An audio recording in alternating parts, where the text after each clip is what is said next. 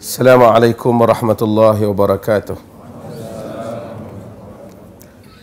Alhamdulillah. Nahmaduhu wa nasta'inuhu wa nastaghfiruh. Wa na'udzu billahi min syururi anfusina wa min sayyiati a'malina. Man yahdihillahu fala mudilla lahu wa man yudlilhu fala hadiya lahu. Asyhadu an la ilaha illallah wahdahu la syarika lahu wa asyhadu anna Muhammadan abduhu wa rasuluhu, amma ba'd. Yang dikasihi sahabat saya Fadil Ustaz Azlan,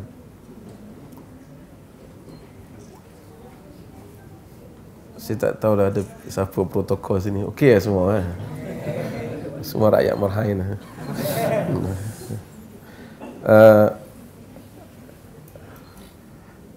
Tuan-tuan hadirin dan hadirat sekalian, kalau ada yang ustaz-ustaz ke syekh-syekh ke, tak maaf, kita ada Ustaz Abu Hafiz belakang, ustaz seorang. Kita saban tahun apabila sampai musim ini, kita membicarakan tentang Maulidin Nabi sallallahu alaihi wasallam. Walaupun pada asalnya ialah ahli sarjana di dalam sirah itu berbeza pendapat bilakah sebenarnya tarikh kelahiran Nabi sallallahu alaihi wasallam. Dan salah satu tarikh yang disebut di dalam buku-buku sirah ialah 12 Rabiul Awal. Di samping ada tarikh-tarikh yang lain. Tapi itu bukan diskusinya di sini. Kerana kenapa orang Islam macam sedikit mereka berkhilaf pendapat tentang tarikh? Bilakah exactly the exact date yang Nabi sallallahu alaihi wasallam lahir? Kerana pada zaman Nabi sallallahu alaihi wasallam tidak ada satu sambutan khusus bagi kelahiran Nabi sallallahu alaihi wasallam. Cuma orang Islam tahu kerana dalam hadis Muslim Nabi memberitahu Nabi lahir pada hari Isnin. Nabi lahir pada hari Isnin. Pun begitu, berbagai-bagai latar panjang sejarah bagaimana Maulid diwujudkan dan kemudian berlaku khilaf di kalangan umat Islam. Dan kita tahu bahawasanya Umar bin Khattab pernah dicadangkan supaya tarikh Maulid itu dijadikan tarikh pengiraan tahun Islam. Kalau tidak kita sebut sekarang kita sebut tahun Hijrah Islam. Kalaulah cadangan untuk dikira tahun Maulid itu dikira, tentu kita akan memanggil tahun Maulid Islam. Tahun Maulid Islam. Tapi oleh kerana Umar bin Khattab tidak berminat, kerana dia tidak mahu ada persamaan dalam sebahagian ulasan para sarjana dan muarrikhun, ahli-ahli sejarah menyebut kerana dia tidak mahu ada persamaan antara Islam dan Kristian, maka dia telah memilih tarikh yang lain yang lebih signifikan dengan kejayaan orang Islam, iaitu hijrah Nabi sallallahu alaihi wasallam. Tak apa, kita tak bincang diskusi tentang itu. Kita bincang tentang kelahiran Nabi sallallahu alaihi wasallam. Bagaimana Nabi sallallahu alaihi wasallam diutuskan oleh Allah Azza wa Jalla ke dunia ini. Dan kedatangan Nabi itu bukan kali pertama kedatangan seorang Nabi. Bukan kali pertama kedatangan seorang Rasul di dalam masyarakat manusia. Ia adalah kesinambungan daripada kedatangan para Nabi sebelum daripada itu. Sebab itu perkara ini perlu kita ingat, kerana ia bukan satu bid'ah baru mendakwa bahawa diri menjadi Rasul. Maksud seorang yang dakwa maksud bukan satu perkara baru seseorang menyatakan dia menjadi Rasul. Manusia telah dengar perkara ini sebelum daripada kedatangan Nabi kita Muhammad sallallahu alaihi wasallam. Disebabkan kerana ada Nabi Isa, telah ada nabi-nabi yang sebelum daripada itu, Musa, Ibrahim, Nuh dan seumpamanya.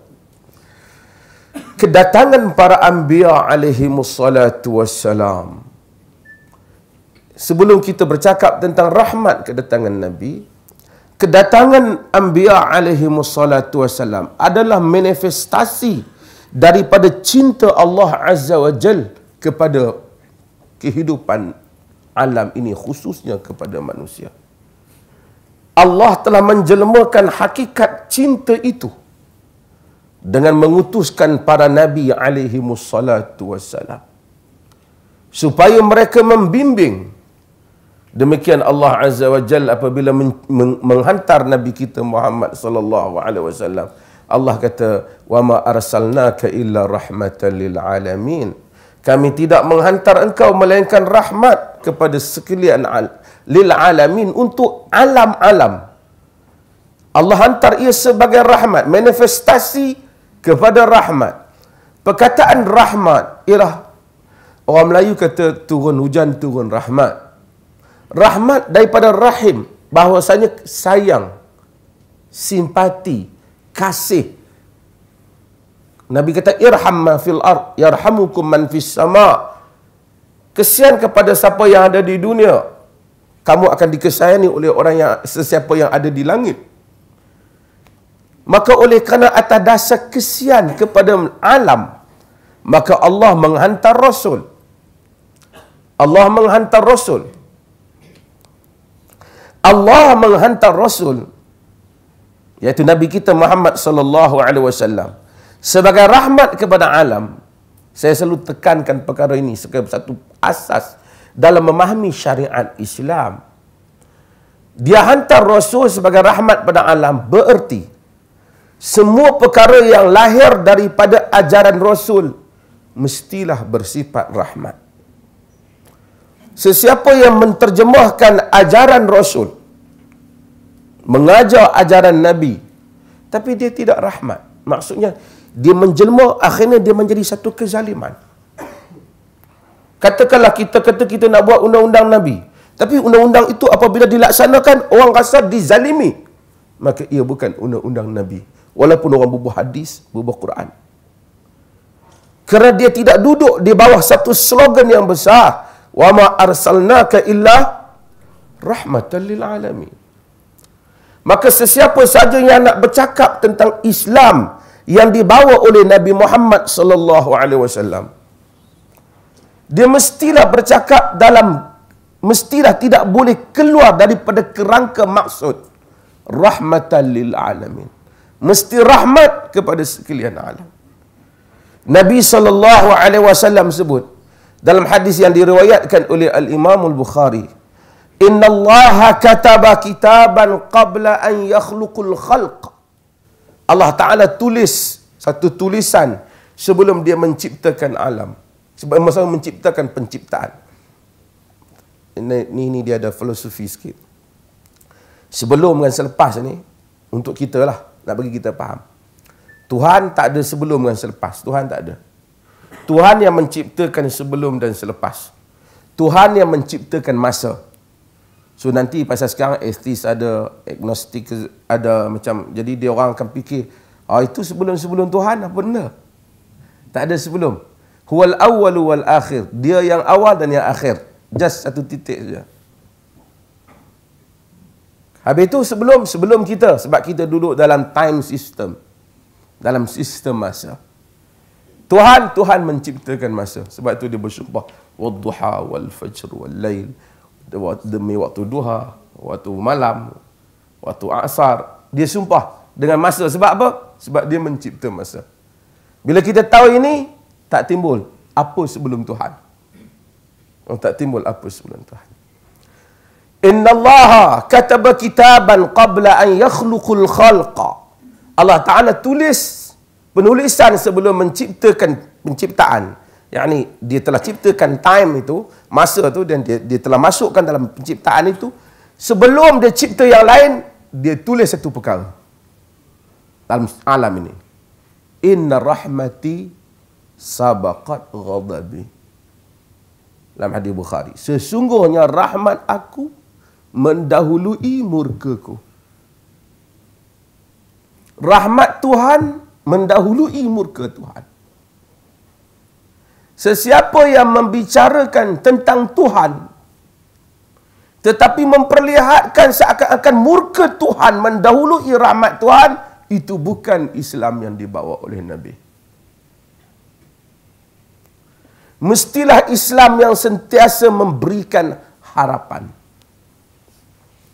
Islam yang menjadikan manusia akan overwhelmed dengan suatu perasaan rahmat meliputi kehidupannya. Inilah ajaran Islam. Sehinggalah sebahagian manusia kempen kepada Islam. Seakan-akan agama ni semuanya hukuman terhadap orang yang bersalah. Sedangkan ruang keampunan untuk manusia yang bersalah lebih besar hadis-hadisnya, lebih banyak perbicaraannya daripada ruang menghukum manusia-manusia yang bersalah. Bukan tidak ada hukuman dalam Islam, ada syurga dan neraka. Tetapi rahmat Tuhan sentiasa mendahului murkanya. Kataba rabbukum ala nafsihi rahmah. Tuhan sebut dalam surah Al-An'am. Tuhan kamu menulis ke atas dirinya rahmat. Rahmat ni kasih, cinta. Sebab tu kita tak boleh kahwin kalau tak ada rahmat. Saya kata orang, Allah Ta'ala sebut tentang orang kahwin. Wa ja'ala bainakum mawaddatan wa rahmah.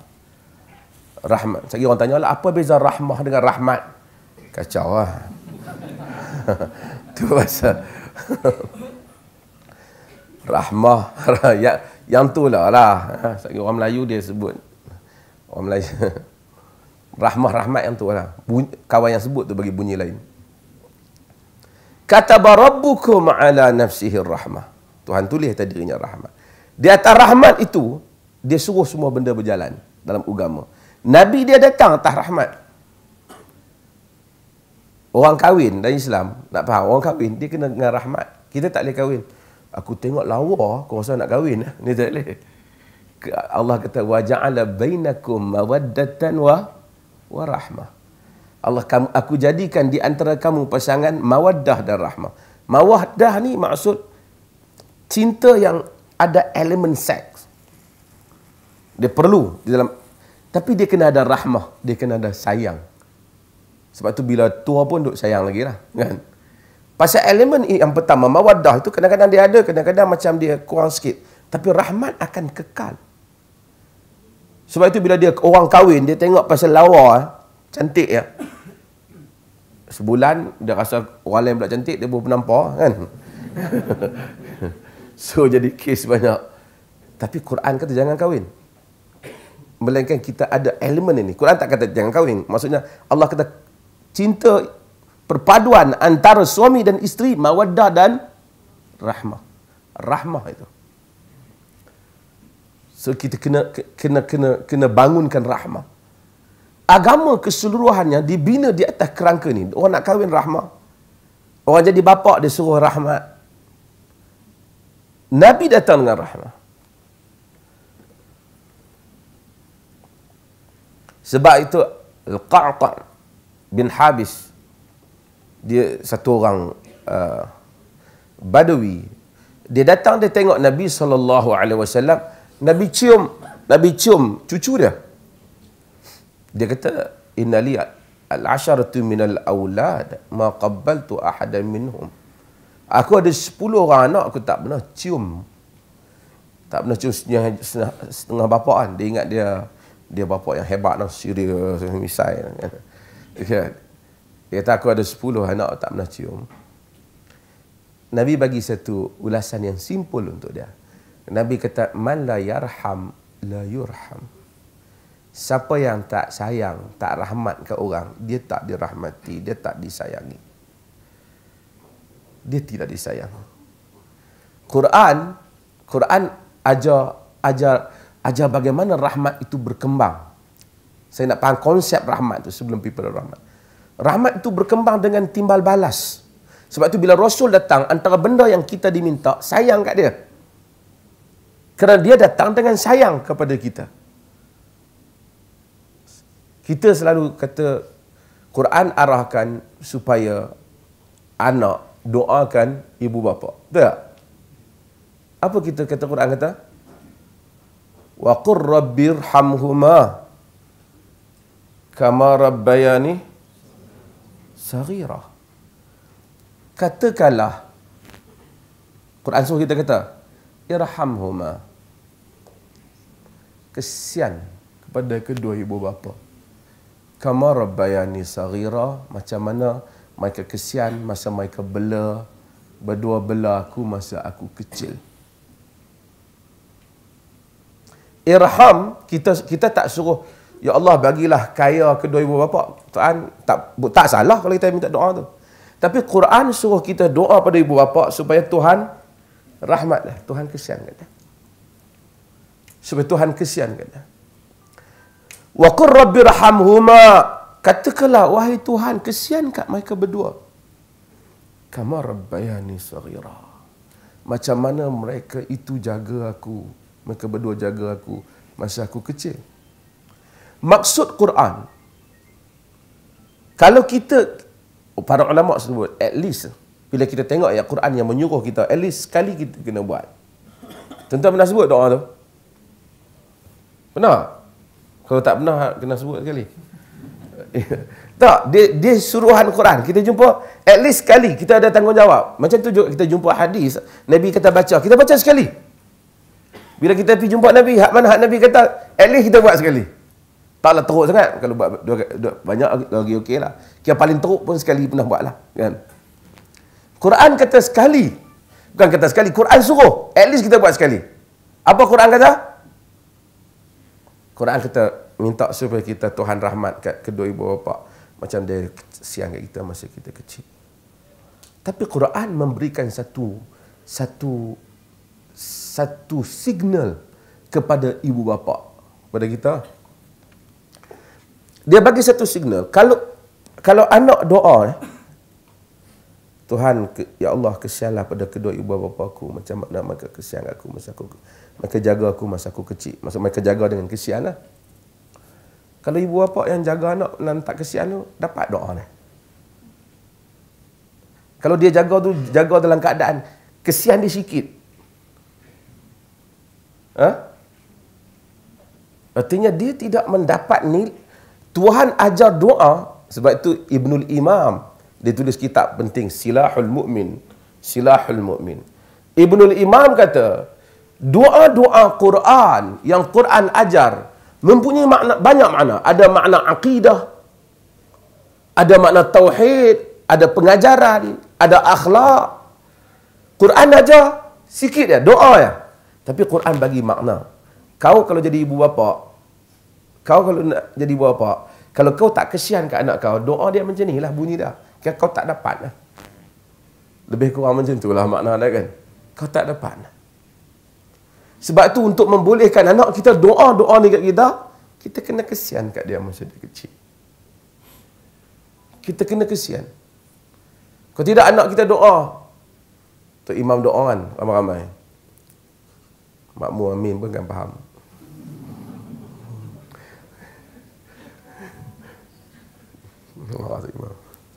Okey. Quran aja sebab tu kadang-kadang orang sekarang kan beli buku doa. Buku doa Tok Kenali, buku doa Tok Nolah, Tok ni, Wali 8, Wali 9. Saya bukalah ni. Tapi doa yang diajar oleh Quran dengan sunnah pun tak larat dah. Yang ni tentu dah. Yang ni pasti dah daripada Allah dengan Rasul. Adakah lagi orang lain yang lebih hebat daripada Allah dan Rasul yang boleh ajak kita satu doa? Tak ada. Setakat buka jumpa buku kat tepi jalan, doa wali ni, Habib menu. Pakai doa yang pasti ya. Kata Ibnul Imam dalam Silahul Mu'min. Kemudian datang satu kaum yang tak baik. Mereka itu memalingkan orang ramai daripada doa Quran dan Sunnah. Lalu mereka ajak doa tu, doa wali ni, doa nu, doa orang tu. Lalu orang pun terpaling daripada doa yang sebenar, kata dia. Okey. Saya nak cerita tentang maksud kepada rahmat ini. Bagaimana Nabi laksanakan rahmat ini. Bagaimana Islam jelmakan maksud rahmat bila dia datang. Untuk tahu sekarang orang bising pasal Kristian. Setengah orang yang pergi masuk Kristian, dia kata, Kristian ni bagus. Semuanya all is about love.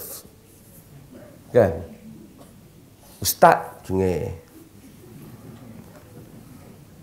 Tanya sekali, jawab. Sekali-kali, yang banyak tanya. Tanya 3 kali, iman lemah.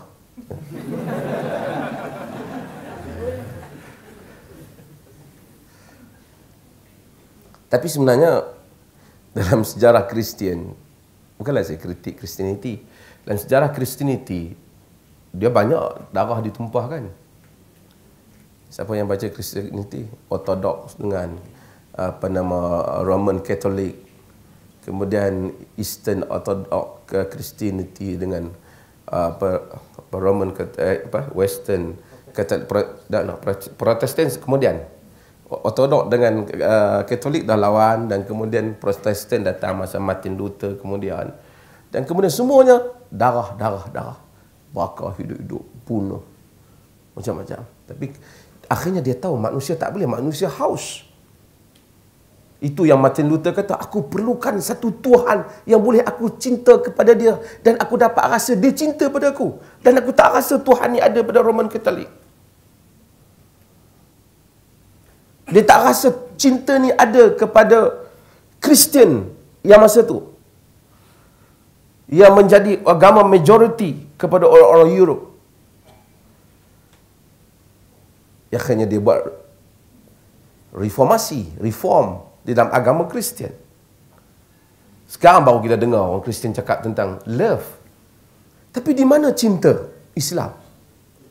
Kenapa orang Islam boleh terpengaruh dengan cinta orang lain ni? Saya bukan nak kritik agama dia, tapi kenapa kita tiba-tiba, ada rasa cinta? Sebab saya rasa kita telah tersasar daripada perbahasan fiqh perbahasan Islam ini. Kita pergi kepada banyak isu-isu fiqh. Batal, sah, batal. Kita tak pergi kepada teks Islam di dalam Quran dan pada sunnah Nabi SAW. Jadi bila tanya hukum Islam, nak jumpa ustaz, sah batal. Jadi haram halal yang tu lah. Haram, okey. Haram halal, okey. Haram tak masuk neraka. Selesai masalah dia. Dan kita tak rasa luasnya makna rahmat yang dibawa oleh Nabi SAW. Sebab tu saya ulang cerita hadis, dan banyak hadis lain hadis tentang bagaimana Baghyun min baghaya Bani Israel, seorang perempuan pelacur di kalangan perempuan-perempuan pelacur Bani Israel yang beri anjing minum. Dan saya tuan-tuan baca, saya tulis. Dia jumpa yatifu birakiyah, kata Nabi. Dia tengok anjing tu pusing kok keliling telaga. Dia tengok anjing. Dia kesian. Dia pergi, dia turun, dia ambil, dalam sebagian riwayat dia ambil kain selendang dia cabut kasut dia ikat Nabi Bukhari, dia lepas masuk dalam telaga, dia cedok air, dia tarik. Hadis Nabi SAW sebut, kata, yakadu yaqtuluhul atash, anjing tu hampir mati kehausan. Kehausan hampir membunuh dia. Tapi bila dia buat je, dia cedok. Nabi SAW sebut dalam hadis, Nabi kata, fasaqathu faghufira laha bihi, dia bagi anjing tu minum, maka Tuhan ampun dia disebabkan bagi anjing tu minum. Satu analogi yang dahsyat. Pelacur ni kira paling teruk lah. Orang boleh sebut teruk pelacur. Tapi pelacur dengan perasuh tu teruk. Saya tanya kan. Tapi kira pelacur teruk lah. Dan perasuh pakai kot, pakai apa kan. Kereta elok, jack mahal macam tu. Kita dah saya cerita negeri lain ni. Tak ada. Kita, tapi pelacur gambarannya teruk lah. Pada gambaran orang. Dan anjing pun teruk. Anjing orang Melayu out lah. Orang putih pun teruk. Walaupun orang putih baik dengan anjing, tidur dengan anjing, tapi kalau maki orang like a dog lah, dia kata kan. Ya benda kelb, Arab kata, "Weh anak anjing," kira marah. Sehingga orang Melayu kalau tengok anjing lalu, anjing kena apa habis kali ni. Dulu orang kampung ada anjing kan, masuk kampung baling dengan batu. Anjing tak buat salah apa, baling itu. Betul. Betul tak? Tengok anjing, dia rasa macam sunat pula baling anjing.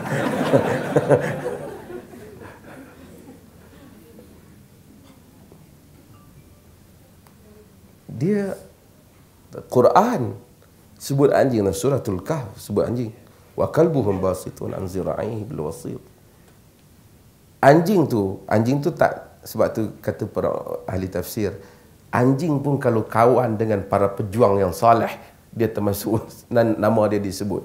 Apatah pula manusia yang bersama dengan orang-orang yang berjuang yang soleh, tentu nama dia disebut oleh Tuhan. Anjing disebut dalam surah Al-Kahf kerana dia kawan dengan dia bersama dengan mereka tu ketika mereka pergi masuk ke gua tu. Tuhan sebut anjing. Maksudnya dia nama dia okey lah.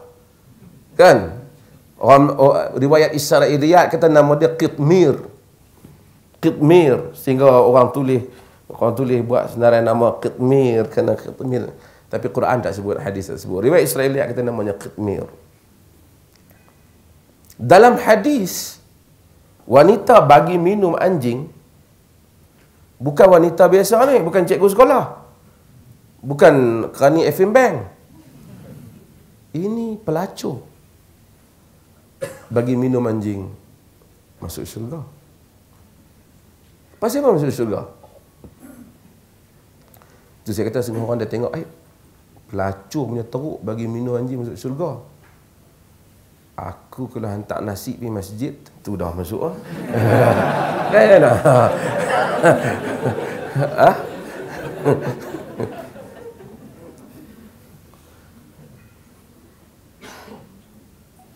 Al-Imam Ibnul Qayyim Al-Jauziyah cuba mengulas masalah ini dengan lebih macam mana bolehkah dengan satu amalan boleh masuk syurga? Pelacur, anjing, macam-macam kan. Dalam Madarijus Salikin, ini satu kitab yang baik. Ini ustaz kita selalu baca.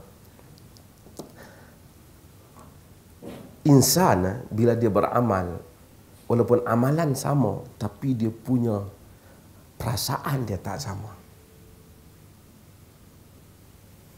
Kadang-kadang kita bagi orang mai jumpa kita, ni ada orang kebakaran sikit. Siapa dia? Adik-adik tu. Nah, sebelum kita bagi, kita sambung sembang. Kita tak ada feeling. Pasal RM50. Okey, kita duit banyak, RM50 tak rasa. Dia tu, duit aku RM50. Tak boleh ambil kan? Duit banyak kan?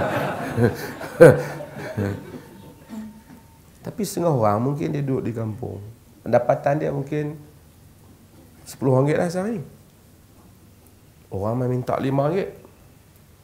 Nak bagi RM5 ni fikir Tapi tengok dia pun susah, Allah pun tolong aku. Bagi rezeki kat aku, tak apalah, besok Allah bagi lain. RM5 dia bagi. Tapi dia punya feeling dia, perasaan dia. Perasaan ketika dia bagi itu sangat berhubung dengan Tuhan. Maka Tuhan rahmat yang RM5 dia lebih daripada RM50 kita. Sebab itu Al-Imam Al-Izz Abdul Salam dia sebut kadar pahala itu biqadril masyaqqah. Kadar pahala itu berkaitan juga dengan kadar bebanan yang ditanggung oleh hamba yang melakukan pahala itu. Kita pergi Mekah. Dia jom kita pergi umrah. Bila? Minggu depan. Boleh. Hang boleh buat kat aku. Duit banyak. Tak perasan pun. Makcik tu nak pergi umrah. 5 tahun simpan. Boleh kata nak pergi umrah lagi 3 hari 2 tayak lah ni. Sonok ni. Tengok Kaabah Allah. Kita masuk. Nak pergi, jom umrah. Boleh makan-makan. Kedai depan tu sedap. Dia banyak kali lah pergi. Dia bukan teringat, dia teringat. Dia duit banyak. Bukan kata tak bagus, tapi tak boleh sama dengan makcik tu. Walaupun Allah bagi dia miskin, tapi Allah bagi kurnia ada yang lain. Sebab tu semua orang yang pi bukan sama dia punya kadar dia. Demikian orang yang sedekah. Demikian pelacur yang beri kepada anjing. Di samping rahmat Tuhan kepada dia, mengampunkan dia. Tapi kerana dia beri minum pada anjing itu, terbit daripada suatu perasaan rahmat di dalam diri dia yang simpati. Barangkali dia fikir, aku pun banyak buat dosa juga. Manalah tahu Tuhan kesian kat aku tolong makhluk dia ni. Jadi dia beri dengan penuh suatu perasaan. Allah Azza wa Jal ampun dia. So jangan kita fikir, weh pelacur bagi minum anjing masuk syurga, aku belanja buat makan tu takkan kata aku masuk neraka kot. Lepas tu dia buat yang tu, buat yang ni. Tak. Daripada situ mungkin Allah Azza wa Jal mengembalikan kesalehan dirinya dan seumpamanya. Kerana Tuhan rahmat kepada dia. Tuhan rahmat kepada dia. Islam ajar benda ni, supaya memberi makna dan harapan kepada manusia. Ini agama yang dibawa oleh Nabi. Jadi bila kita cakap pada manusia, jangan bagi dia putus asa kata, aku ni teruk dosa banyak. Tu aku tengok muka hang teruk.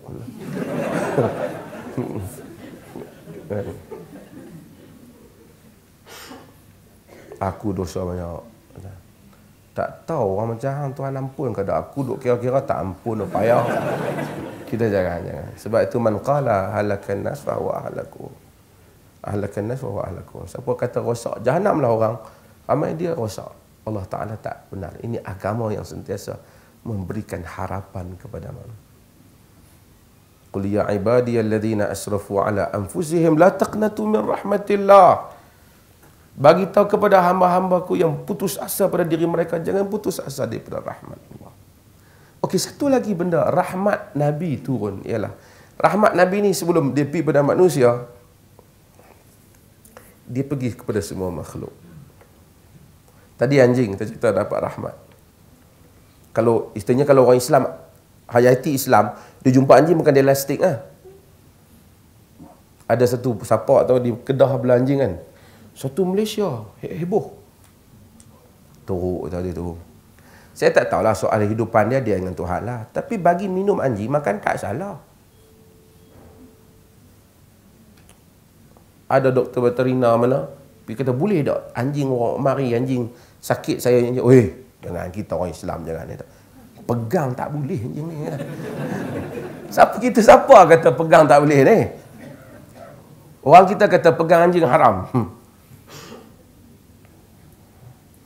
Dulu kami belajar dulu. Orang tu mengaji fiqh tak faham. Dan kamus Marbawi, kamu tahu kamu Marbawi? Kamu Marbawi ditulis al-kalb, anjing, lihat gambarnya haram. Kita baru masuk ngaji sekolah agama. Macam mana dan lihat gambar haram aku nak kena tutup kat sebelah ni. Kan? Oh, budak-budak tak tahu kan pasal lihat gambarnya haram. Dia tak ada koma titik lihat gambarnya haram. Dia ingat tengok gambar tu haram. Lihat gambarnya haram tu hukum dia. Kan? Hukum dia makan. Jadi dia tak faham fiqh.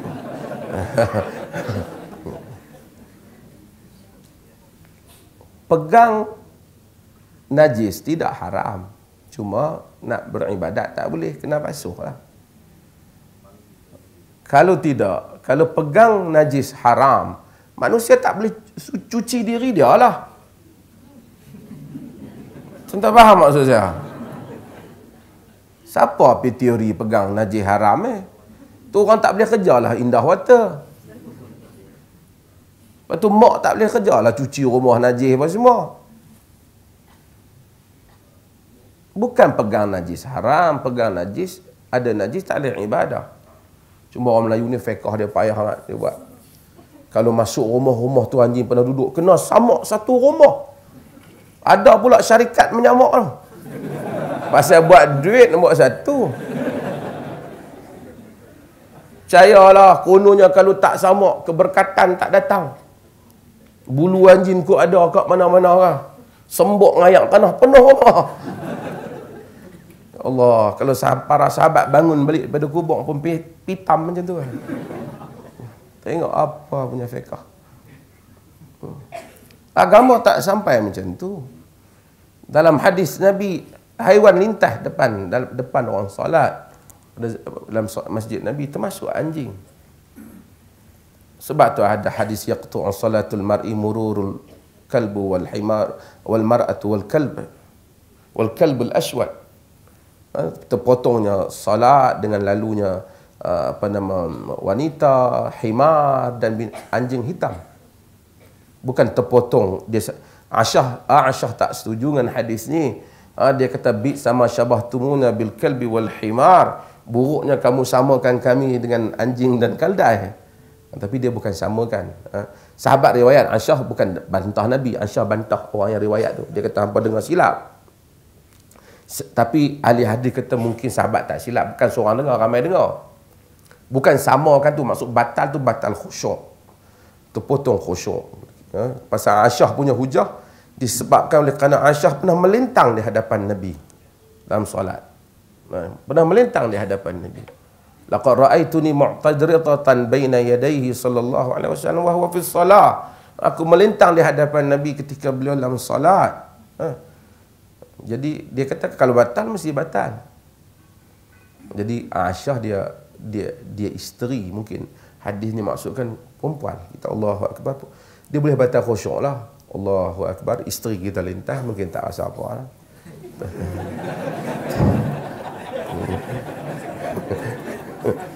Betul. Tapi kalau mana lintas mungkin kita tengok kaki pun lawa. Jadi itulah maksud dia. Demikian juga himar dan semua. Tapi nak ceritanya rahmat agama. Kalb. Nabi SAW tengok apa? Sebahagian sahabat orang Islam pada zaman Nabi dalam proses tarbiyah orang Islam. Pukul haiwan, himar, pukul unta, pukul kuda, naik bebankan. Nabi tengok, Nabi kesian.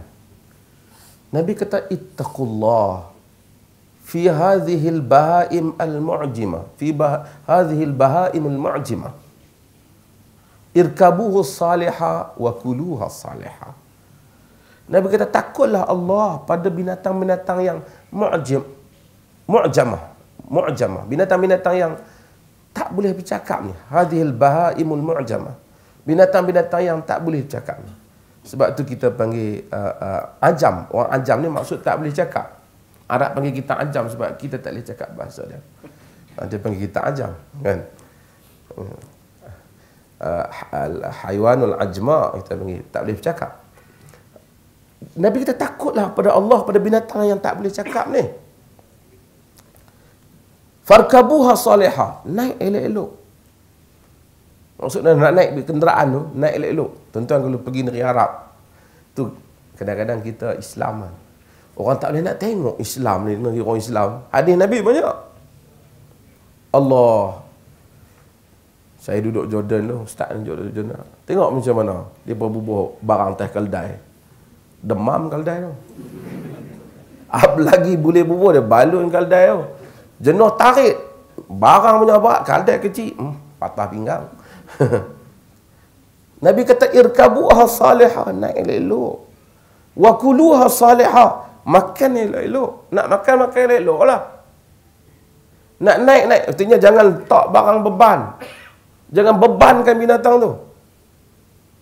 Kadang-kadang kita pergi negeri barat dan ada perayaan kesian banyak animal act, akta tentang haiwan dan seumpamanya. Mari negeri orang Islam, hadis banyak. Itu mereka baru buat akta tu. Bukan kata siapa yang langgar akta ni masuk neraka. Mereka tak kata. Tapi mereka kemanusiaan mereka tak buat. Negeri orang Islam diajar baca Ar-Rahman Ar-Rahim, bismillah. Semua bismillah. Ar-Rahman Ar-Rahim. Tapi seksa binatang.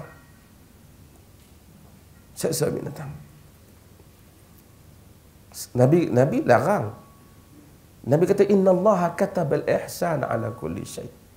Tuhan tulis ihsan di atas semua benda. Saya baca sikit hadis-hadis ni sebab apa? Kita kadang-kadang bila baca hadis Nabi, semua hadis Nabi bagi warning masuk neraka. Ada hadis tu pun ada, bukan kata tak ada. Tapi baca juga hadis-hadis Nabi cerita tentang rahmat ni. Nabi kata innallaha, hadis yang selalu kita baca, innallaha katabal ihsan ala kulli syai.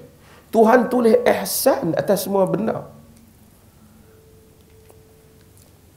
Nabi kata apa? Sehingga Nabi kata fa idza qataltum fa ahsinu qitlah. Bila bunuh elok-elok. Wa idza dhabhtum fa ahsinu dhabh. Bila kamu sembelih elok-elok. Falyuhadda ahadukum syafratah wal yurih dhabihata. Hendaklah seorang kamu tajamkan pisaunya. Bukan lebih-lebih kurang tengok pisau. Boleh ha. Kau pulung betul-betul. Saya semalam kuliah saya cerita. Saya pergi ke New Zealand untuk New Zealand di rumah sembelihan dia. Bersih.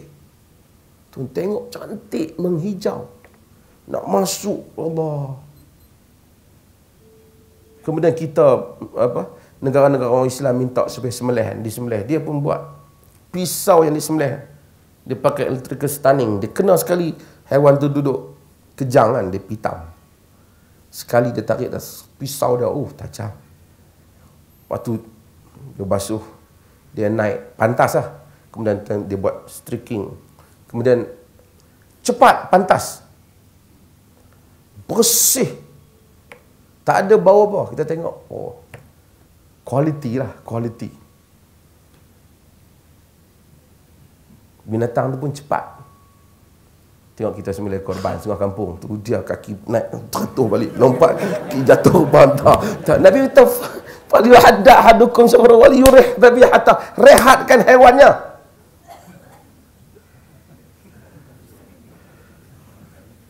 Rehatkan haiwan tu. Lembu tengok takut dah. Dia kata, yang ni kes ni dia kata teruk pada mak aku Mak dia pun kena dah dulu.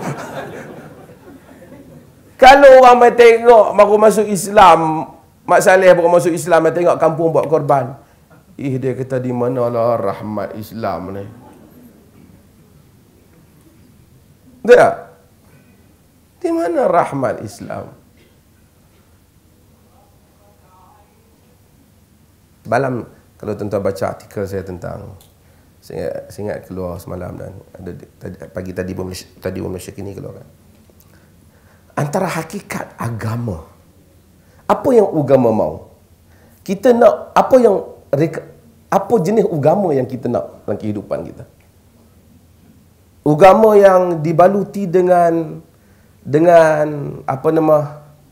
cosmetic adjustment yang ada, kita kopiah ni, lah ni dulu jubah, lah ni apa pula selendang. Jadi ataupun esen kepada agama itu, intipati kepada agama itu, nilai sebenar kepada agama. Saya buat contoh simple kan. Bila kita pergi masuk satu kedai, apa benda yang kita nak kata kedai itu Islamik? Bila saya nak jadikan kedai saya kedai Islam, apa dia fikir? Kita gentung Al-Quran, semua pekerja pakai kepiah, lagi apa ya? Pasang keset sikit, ada ceramah-ceramah sikit kan? Dan buat satu menu nasi Arab.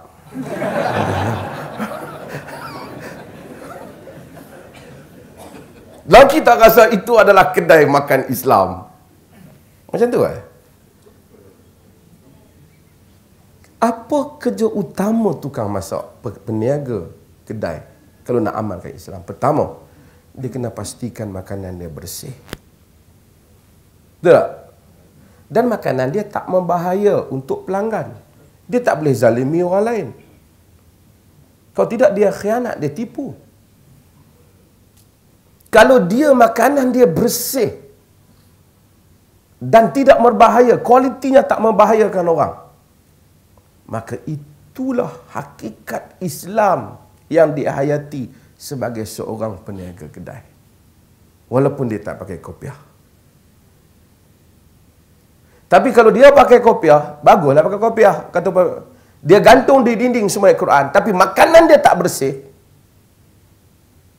kualitinya tak bagus, dia hakikatnya menipu orang dengan menggunakan pengzahiran agama.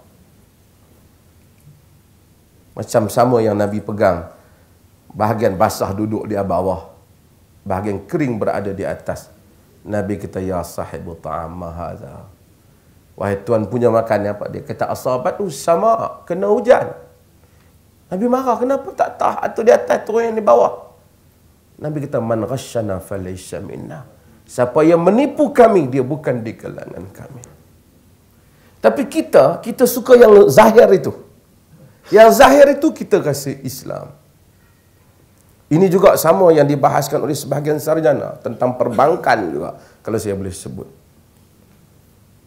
Apabila kita kata Islamik, apakah yang dimaksudkan dengan Islamik?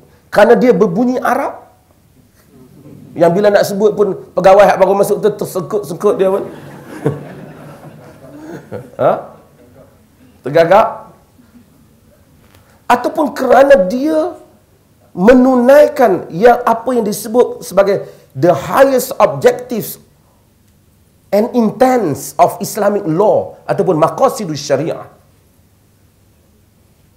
Tujuan syariah. Tujuan syariah itu mengelakkan penindasan kehadap pihak yang lain. Sehingga orang yang mengamalkan sistem itu merasakan dia tidak ditindas. Sama ada yang di mana-mana pihak dia berada. Itu tujuan Tuhan. Tuhan tak mau duit kita, tapi Tuhan tidak mau kezaliman di kalangan hamba. Tapi kalau kita bubuh semua nama agama, dan kita bubuh semua lebay, dan semua apa-apa sistem, politik, makanan, medicine, seumpamanya, ekonomi, tapi penindasan, kezaliman, ketidakadilan berlaku, ia bukan agama. Walaupun dia diberikan apa-apa gambaran, baju, bahasa dan lambang-lambang agama. Tuhan tidak memerlukan wang kita.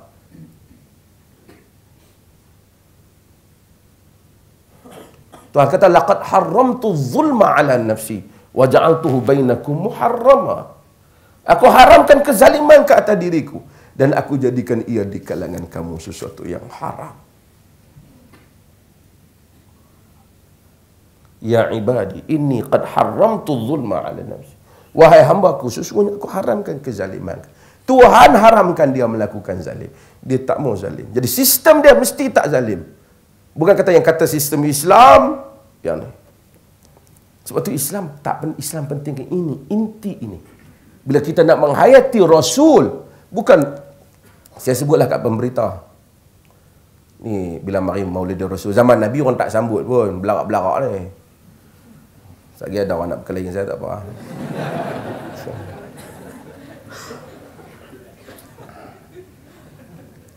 Tapi saya nak tanya, tak apalah, di atas apalah pandangan.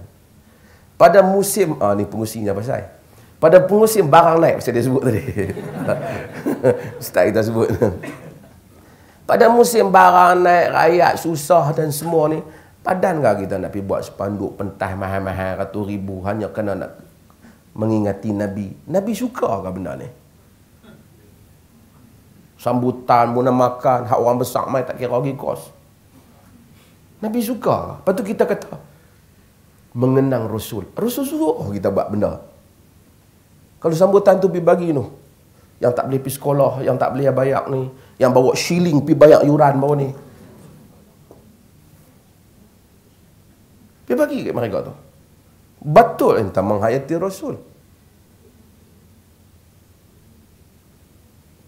Jadi apa yang sebenarnya agama yang dibawa oleh Rasulullah sallallahu alaihi wasallam. Dan kita perlu develop nilai ni.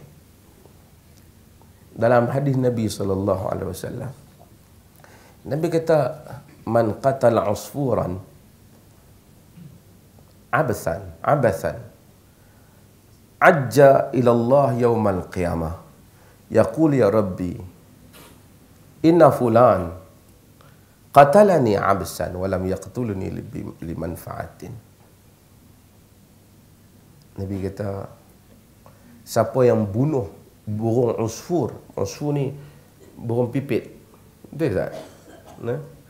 Burung pipit, abasan, dia bunuh saya saja, burung tu akan pergi hujah depan Tuhan. Wahai Tuhan, dia ni dulu pernah bunuh aku sia-sia, bukan untuk manfaat.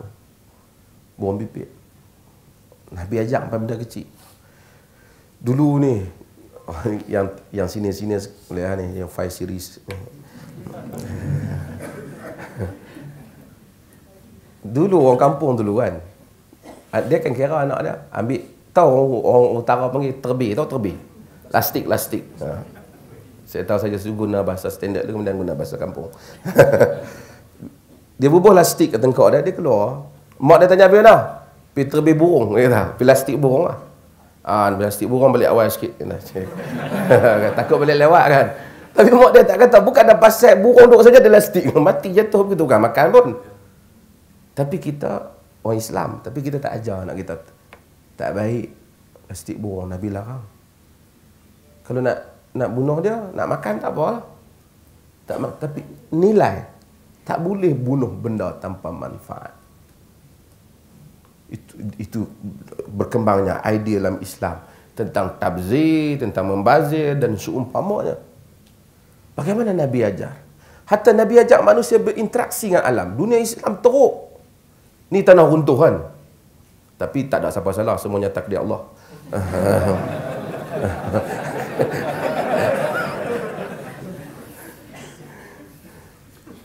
Betul? Saya kata, orang Melayu dulu, kalau orang sakit, hantu. Orang sakit hantu. Dia tak tantang diri dia makan tak betul apa, dia tak bersalah. Hantu. Tapi orang Melayu sekarang lagi senang. Barang naik apa semua, Tuhan. Tak kena Allah. Selesai masalah. Okey. Dunia Islam jatuh banjir yang tak apalah. Kejadian yang musababnya ada kaitan dengan tindakan manusia. Sebab manusia tidak berinteraksi betul dengan alam. Nabi naik ke Bukit Uhud. Nabi kata, hadza jabal yuhibbuna wa nuhibbuhu. Nabi kata, bukit ni kita sayang kat dia, dia sayang kat kita. Bukit tu maksudnya feeling, Nabi rasa dia sayang dan Nabi sayang.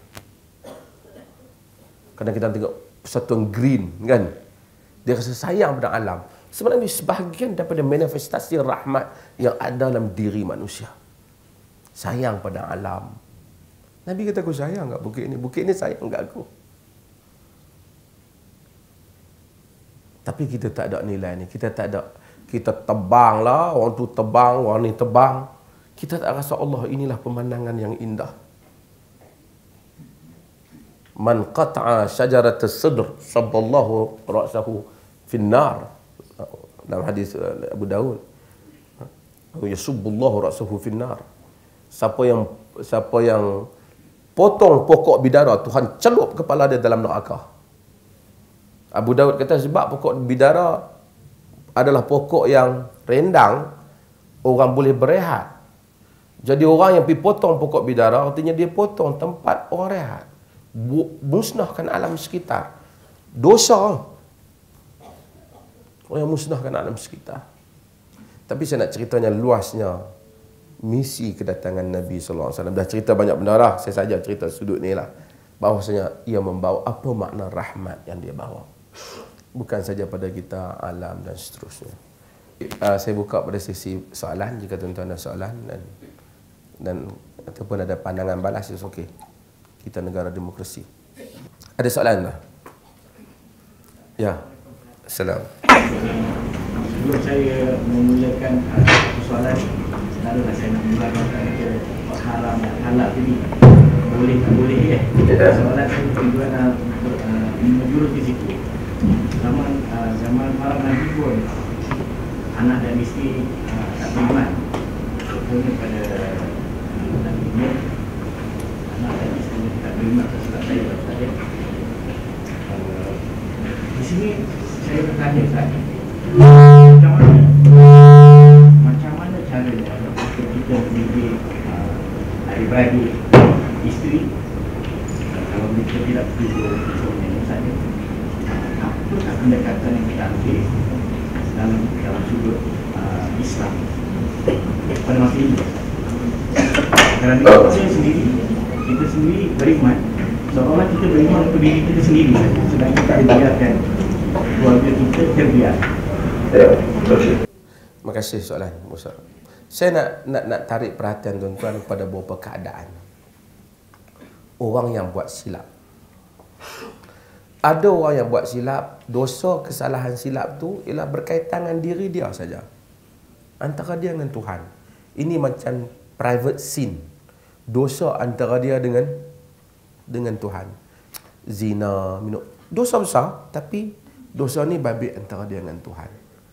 Dosa jenis ni pada umumnya agama tak benarkan kita hebohkan. Kita pergi cerita pada orang. Kita tak usah masuk campur, melainkan zahir pada mata kita. Kita tak boleh duduk tanya ni. Hang pernah duduk? Jangan duduk tanya. Ni hang duduk saya saja pernah minum arak. Jangan. Agama tak suruh tanya benda ni. Jangan. Dan Sayyidina Umar bin Khattab pernah pecat dia punya general dia, bukan dia salah seorang petrol tentera tu, salah seorang dia pecat disebabkan kerana duk tunggu nak perang, dia duduk saja dia pergi tanya tentera bawah dia. Semua orang cerita apa dosa yang pernah dia buat. Sampai pada Umar pecat dia. Hadza laisa min sya'nik. Ini bukan urusan kau. Duk tanya dosa orang. Dosa personal ni kita jangan tanya. Satu lagi dosa ialah dosa yang membabitkan dia zalim orang. Hak ni pergi rompak orang, pergi bunuh orang, rogol orang. Yang ni kita kena berhati-hati dan kena bagi tahu orang supaya berhati-hati. Supaya tak nak orang lain dizalimi. Kita tak boleh kita tengok satu perampok ataupun pencuri rompak mai duduk depan rumah satu orang. Kawan tu kena rompak, kita tak bagi tahu dia. Ketahuan tak beritahu, aku kenal memang muka perampok. Tak boleh aku kesian nak mengumpat dia. Tak dah, kita kena bagi tahu pasal dia mengancam keselamatan. Termasuk dalam hal ni semua orang yang rompak, ragut, rasuah dan zalim orang. Termasuk kalau orang nak ada orang lain nak berurusan dengan dia. Al-Imam An-Nawawi rahimahullah bila sebut menguraikan hadis man ra'a minkum munkaran falyughayyir bi yadihi ila akhir hadis. Siapa yang tengok mungkar hendaklah dia ubah dengan tangannya, fa illam yastati' fa bi lisani wa illam yastati' fa bi qalbi. Jika tak mampu dengan lidah, jika tak mampu dengan jantung hatinya. Sehingga akhir An-Nawawi menyebut, hadis ni hadis Muslim. An-Nawawi menyebut, dia kata bahawasan jika satu orang tu tengok satu orang nak membeli barang dan barang tu dia tahu tak betul orang tu jual. Kita tahu beras tu kita pandai dalam beras. Dia ni kata ni grade A, kita tahu yang ni grade C. Kawan ni tak erti, dia beli, kita kena habaq. Ni bukan, ni grade C. Kalau kita biar dia ditipu, kita berdosa. Sedangkan kita mampu bagi tahu dia. Kita mampu. Kita kena ada perasaan. Kita tak boleh kata, ni, jangan tepi kacau, tepikan orang. Ini tak betul konsep ni. Sebab tu, Luqman, apabila dia pesan pada anak, ya bunayya aqimus salah, wa'mur bil ma'ruf, wanha 'anil munkar. Wahai anakku, dirikan salat, suruh pada ma'ruf dan cegah munkar. Terus aktif. Buat salat, terus masuk dalam dakwah. Buat salat, wahai anakku, dirikan salat, tak usah duk kacau orang. Dirikan salat, suruh pada ma'ruf dan cegah pada munkar. Kerana ini babitkan orang. Hatta kalau orang nak minang sama juga. Satu orang mai kawan kita, dia nak minang. Anak kawan kita agak. Dia kata, apa pendapat hang? Dia kata, aku nak anak dia tu. Baguslah. Padahal kita tahu, budak dia tak bagus. Kita tahu. Dia tu ada masalah peribadi, asalnya. Mungkin budak tu kaki minum ke apa. Tapi bila dia nak jadi suami orang, dia akan babitkan masalah kau ni. Kahwin-kahwin teruk. Dia tu orang kata okey. Aku memang tahu teruk saja, tak mahu habaq mengumpat dia. Tak boleh. Orang tanya Nabi. Nabi kata, wa amma Muawiyah fa'sa'luqun la malalah. Adapun Muawiyah maka dia tak ada duit, susah. Dan Nabi sebut fulan. Nabi sebut bila orang tanya, sebab apa saya nak kahwin? Wanita tu tanya, boleh ke aku terima pinangan dia ni? Kita cerita, tapi yang berkaitan lah. Dia ni sebenarnya yang aku tahu kaki pukul. Dulu bini dia lari dah, dia pukul. Banyak tu lah kita sebut. Tak, hang nak tahu pak dia lagi teruk. Pak dia tak masuk lah, hang tak boleh cerita lah.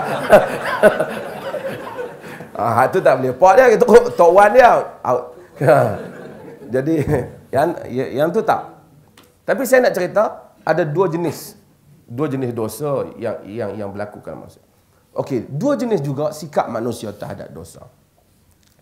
Terhadap dakwah kita. Ada orang yang dia tak terima dakwah kita tapi dia tak musuhi dakwah ni. Dia tak musuhi kita, dia mungkin jahil. Tapi dia tak musuh, dia diam, dia tak terima kita dakwah, kita kata kat dia buat tak tahu ya. Kadang-kadang dia merungut sikit. Tapi ada satu orang lain, dia merancang untuk menentang dakwah ni. Dia musuh. Kita akan hadapi dia dengan musuh. Sebagai musuh. Kita hadapi dia sebagai musuh. Mereka ini yang Nabi hadapi sebagai musuh. Nabi berperang dengan mereka.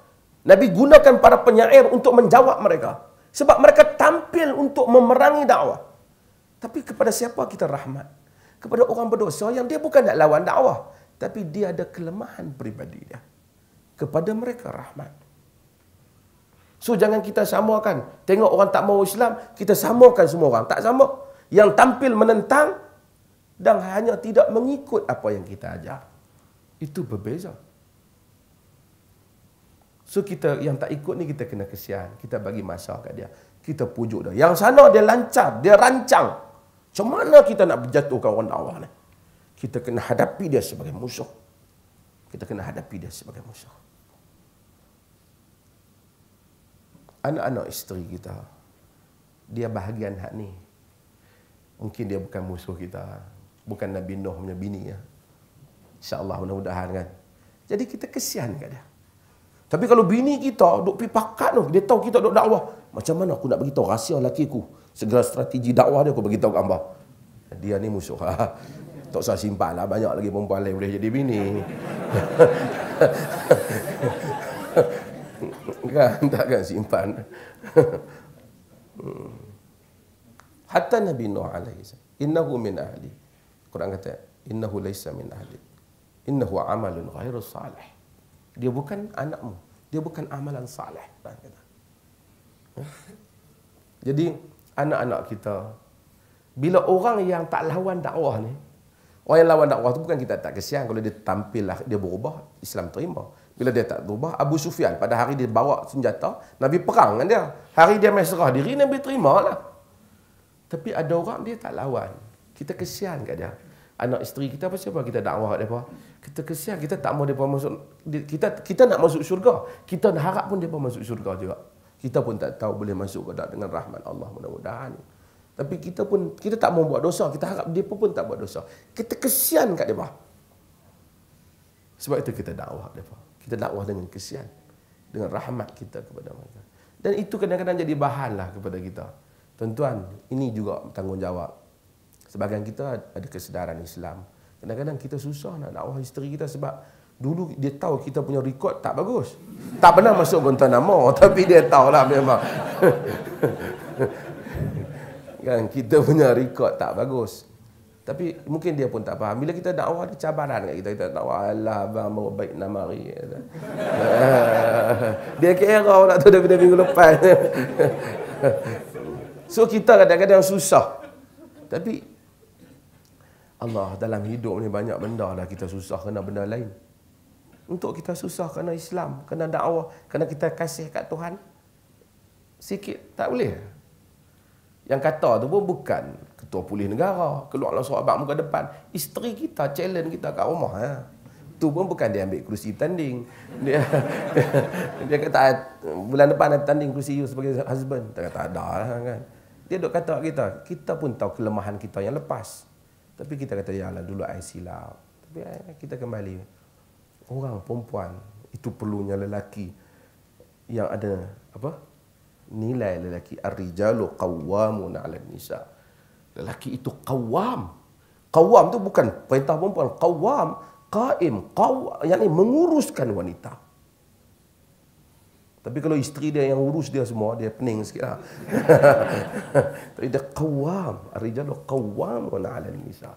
Dia mengurus, sebab tu tuan terus sambung, bima faddalallahu ba'duhum 'ala ba'd wa bima anfaqu min amwalihim. Di atas kelebihan yang Allah dah jadikan sebahagian atas sebahagian yang lain, di atas apa yang mereka belanjakan daripada harta mereka.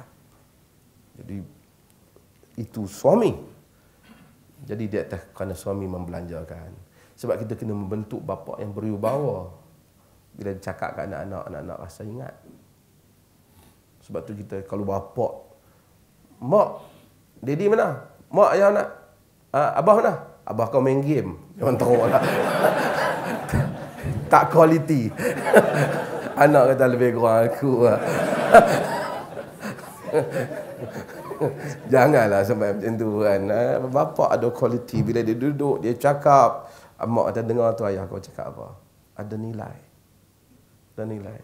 Ya, setengah saya tahu ada main game sampai. Isteri dia mengaduk saya. Suami saya tak berhenti main game. Candy Crush orang.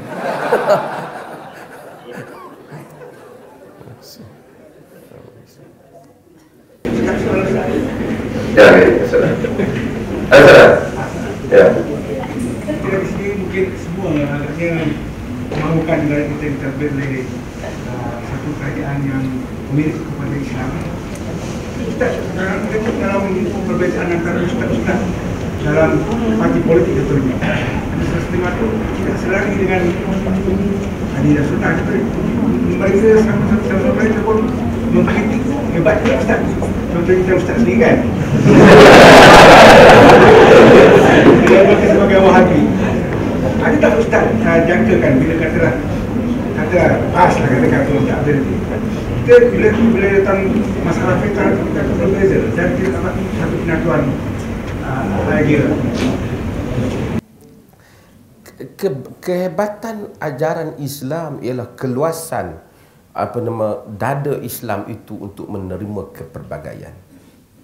Saya selalu sebut bukan masalah kepada kepelbagaian, tapi ialah masalah mentaliti sebahagian golongan agama yang tidak dapat menerima manusia berbeza dengannya.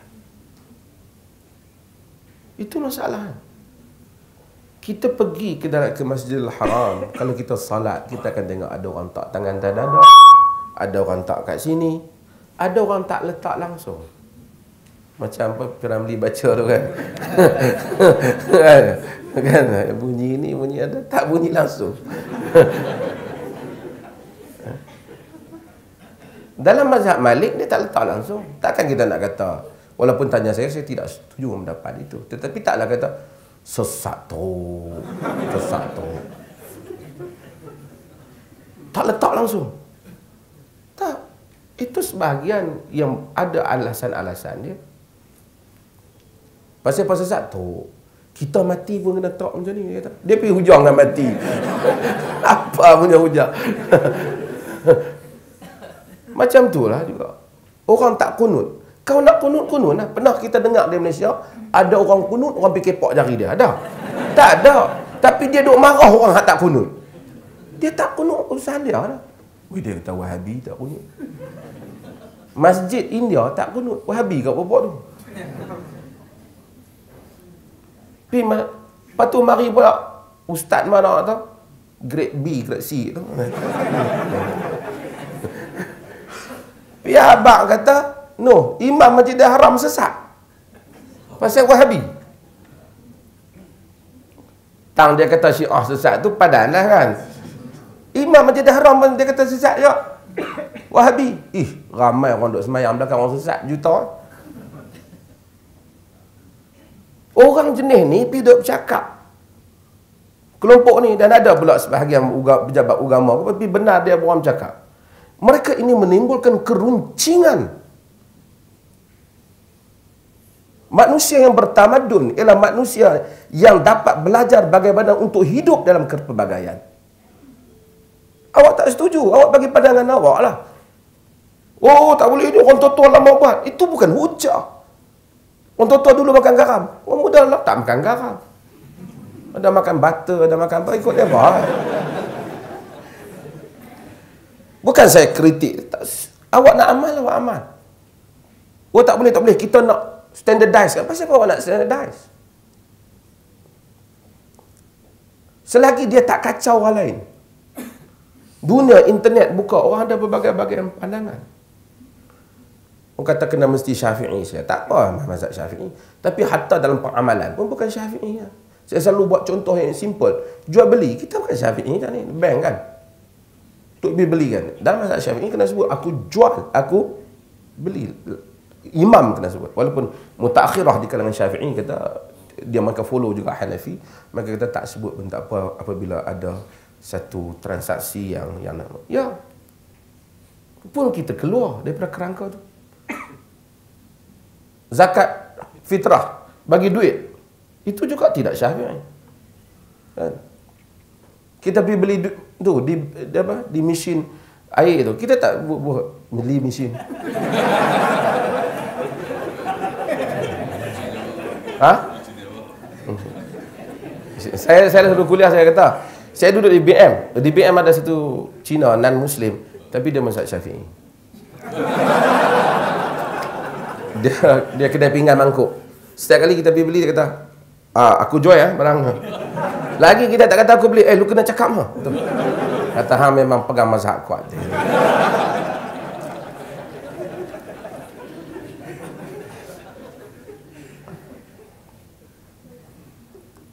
Hidup kita pergi ke Mekah, kita tengok macam-macam orang.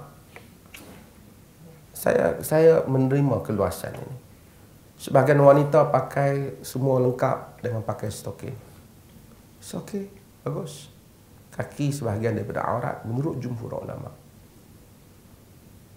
Tapi dalam mazhab Hanafi dia kata kaki, tapak kaki sehingga ke pergelangan kaki ia tidak termasuk dalam aurat. Bukan dia diberi kelonggaran. Dia diberi kelonggaran. Alasan dia banyak. Alasan dia kerana benda tu susah dan tak ni dan menyukarkan. Dulu bukan ada stokin macam kita. Banyaklah benda yang kita fikir. Ibn Taymiyah rahimahullah dia kata aurat, tapi dia kata kalau dalam sembahyang, kalau tak ada pun boleh lah.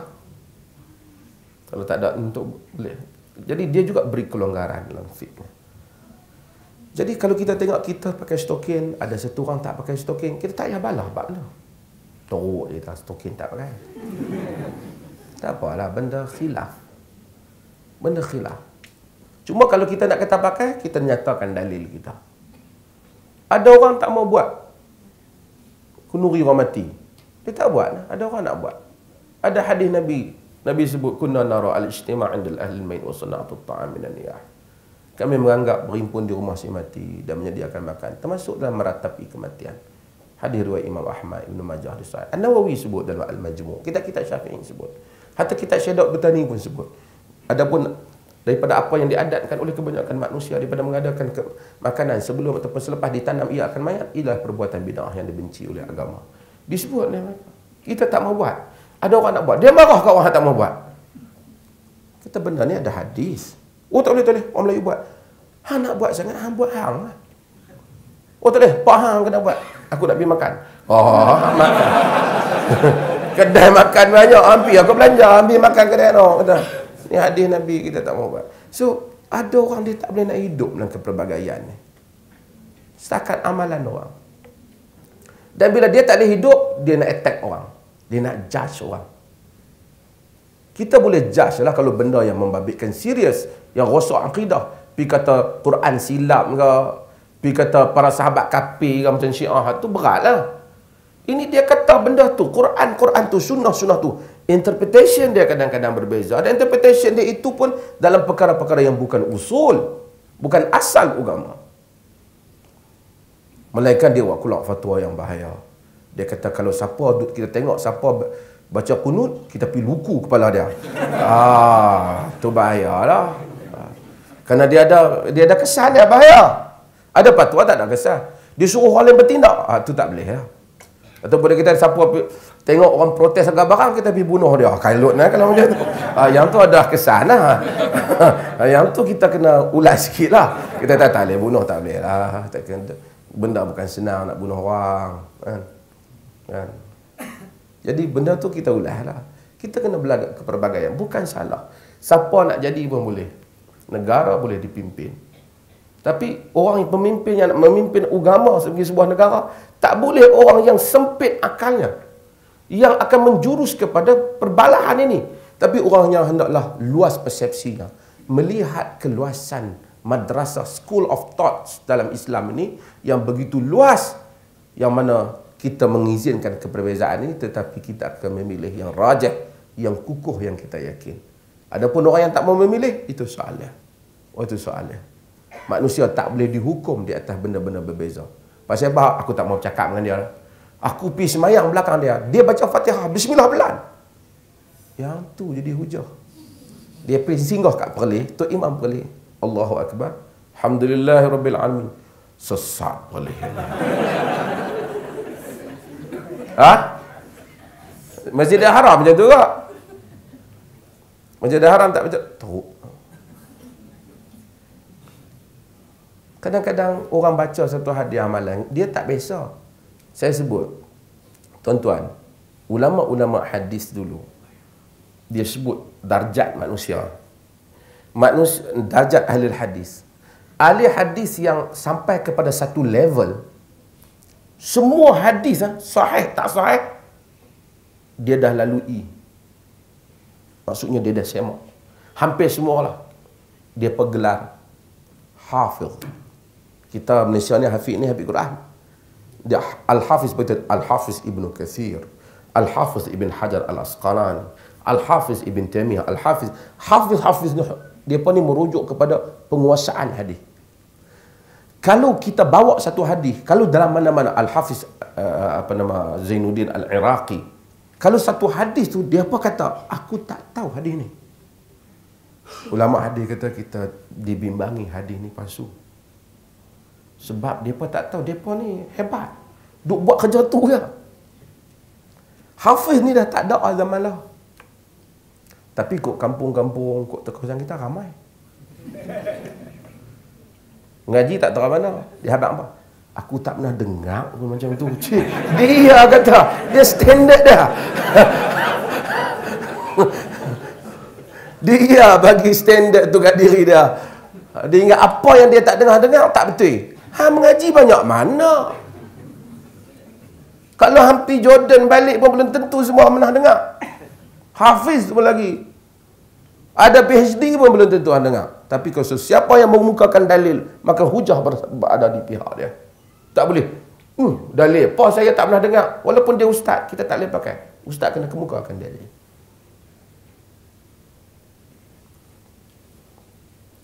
Macam mana nak merintah negara? Kena keluasan. Agama mestilah satu pentadbiran. Apa benda nak ditakbir dalam negara? Kita, tuan-tuan, mau negara ditakbir oleh siapa? Orang pakai kopiah? Pakai jubah? Ataupun orang yang dapat melaksanakan keadilan pada negara? Kan, kita tak kisah dia pakai apa. Dia pakai kopiah ke, dia pakai jubah ke, dia pakai kot, tapi dia mesti adil. Innallaha ya'murukum an tu'addul amanati ila ahliha wa idha hakamtum bainan nas an tahkum bil adl. Allah perintah supaya kamu memberikan amanah kepada yang layak, ahlinya, dan apabila kamu berhukum di kalangan manusia, kamu berhukum dengan adil. Allah. Ada soalan? Ni orang perempuan tak ada soalan? Kan? Majlis ini tidak melakukan sebarang diskriminasi wanita. Ada soalan? Tak ada apa. Okay. Saya tahu kita punya seolah macam penegak dalam kalender saja. Pengisian ni memang ada masjid kuat, masjid kuat. Tapi apakah kita sebagai Muslim Indonesia tak pernah menghayati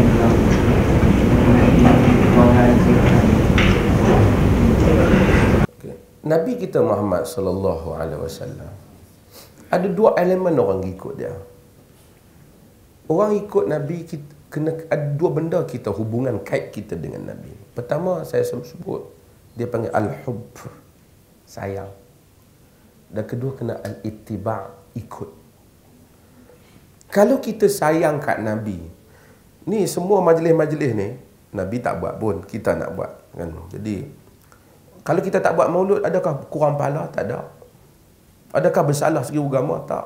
Bukan satu mesti untuk orang suruh buat maulud. Dan benda kita maulid maknanya, orang kata maulud tu orang yang lahir tu, tapi orang Melayu panggil maulud, orang utara panggil maulud tu. Maulidin Nabi. Benda, Nabi, para sahabat tak buat maulid, tapi mereka punya penghayatan betul kerana mereka sentiasa meraihkan Nabi setiap hari. Nabi itu hadir di sudut makna. Macam kata Abu Bakar As-Siddiq radhiyallahu an pada hari Nabi wafat, ayuhan nas man kana ya'budu Muhammadan fa inna Muhammadan qad mat wa man kana ya'budu Allah fa inna Allah hayyul la yamut.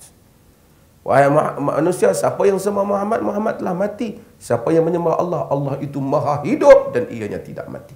Ketika orang Islam tak tahu, rasa gelisah tengok Rasulullah wafat. Nabi al-hubb wal ittiba'. Kita kena sayang dan kita kena ikut. Kalau kita sayangkan Nabi SAW, kita tak ikut, kita tak berjaya. Sebab Abu Talib, bapa saudara Nabi, dia sayang Nabi lebih dah kita. He had done everything for our Prophet SAW. Semua benda. Dia defend Nabi, dia tolong Nabi, dia bagi semua. Dia sayang kat Nabi. Dia tahu orang nak ni Nabi, dia tak benar kan. Nabi kena kepung, dia kena kepung. Hisar iqtisadi. Nabi kena kepung. Mereka pulau Nabi, Bani Hashim, semua kena pulau. Dia kena juga. Mereka tak boleh buat apa pada Nabi kerana dia ada. Tapi dia mati tidak beriman. Sebab dia ada cinta, dia tidak ada, dia tak ikut. Dia cinta, dia tak berjaya. Dia tidak selamat. Syiah kata dia selamat lah, pasal dia bapa Sayyidina Ali. Tapi dia tak selamat pada majoriti ahli sunnah wal jamaah. Pada majoriti, saya tak kata, pada majoriti ahli sunnah wal jamaah. Ada orang ikut, tapi dia tak cinta, dia benci. Tapi dia kena ikut sebab orang semua ikut. Seperti Abdullah bin Ubay bin Salul. Abdullah bin Ubay bin Salul, kepala munafik Madinah. Nabi semayang, dia semayang. Pelawar Nabi main rumah dia, belagak macam orang. Pasal apa? Pasal tuntutan ketika itu, dia mesti jadi hipokrit. Hipokrasi adalah satu cara untuk dia selamatkan diri dia di dalam keadaan penduduk Madinah yang menerima Nabi. Kalau dia nak survive, dia kena tunjuk macam dia terima Nabi. Dia ikut Nabi, tapi dia tak cinta. Dia masuk dalam neraka. Dia masuk neraka. Dia ikut dengan penuh benci. Kita kena cinta dan ikut. Kita kena cinta dia dan ikut jalan yang dia tunjuk, bukan jalan yang kita mau. Jalan kita mau macam-macam. Selesaikah ikut Nabi dengan kita berdiri, kita Nabi mai berdendang sedua-dua lagu? Tak selesai. Berapa banyak dah orang Islam nasyid? Tak selesai. Nabi mesti menjelma di dalam salat kita. Dalam erti kita salat cara Nabi. Dia mesti menjelma di dalam sistem kita. Kita memakai sistem yang digaris pandu oleh sunnah Nabi sallallahu alaihi wasallam. Kalau tidak, Nabi akan jadi satu nama yang semua orang cakap. Orang politik pun cakap Nabi. Kita ingin mengikut Rasulullah sallallahu alaihi wasallam. Semua orang cakap kan. Tapi kita tengok tak ada apa yang diikut. Sallallahu ala Muhammad. Selesai. Kalau awak tak selawat kuat pun, pelan-pelan pun okey. Tapi awak laksanakan pentadbiran yang Nabi minta di dalam sistem awak, dalam etika awak. Kita masuk satu kedai, bunyi selawat punya kuat. Bagus kita kata kedai ni, Masya Allah, Islamik betul. Tengok udang dia, minggu lepas punya dia jemur kita. Dia goreng balik, dia letak situ. Dia tak orang tak perasan. Saya pernah pergi satu kedai, kawan, saya tengok udang, saya suka udang, saya ambil udang tu. Dia tak boleh Ustaz, udang tak boleh. Dia tak boleh. Saya kata kat kawan, saya tak betul sikit. Saya kata kawan kita ni dia ingat aku nak makan saja, aku nak bayar lah, dia angkat balik apa udang. Lepas pada tu habis tu, saya pun tak bawa balik. Lepas tu dia tahu saya kecil hati. Dia kata senaknya bukan tak mau bagi, tak udang tu banyak hari lah. Yang mana betul dia tak ni kau. Tapi yang penting ialah tak ada selawat kata, tapi nilai itu yang penting. Negara kadang-kadang tengok macam negara orang Islam. Indonesia, Allah hebat macam-macam. Selawat tak mau-mau. Stadium penuh stadium. Turun airport, barang kena tipu. Kotor. Rakyat tak ada makan. Tahun ni kita akan tengok macam mana sambutan Maulidin Nabi. Banyak mana belanja dah. Kalau nak ikut Nabi, ambil duit tu pergi bagi pakai miskin. Dan bagi orang yang susah, yang sedang hadapi masalah sekarang. Itu ikut Nabi. Kalau buat stay sampai 100,000, hari ni buat, lepas tu petang ni naik, pagi ni naik, besok runtuh, itu bukan daripada ajaran Nabi SAW. So kita, it's okay, bukan satu kewajipan menyambut Maulidin Nabi. Okey, ada soalan? Nah.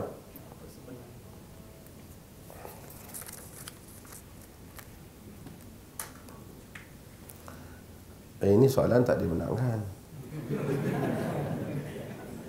Apa sebenarnya motivasi dan pemangkin kepada keberanian doktor menegur pemerintah, pembangkang tanpa belakang politik, termasuk pihak istana? Yang tu orang panggil tak sayang nyawa.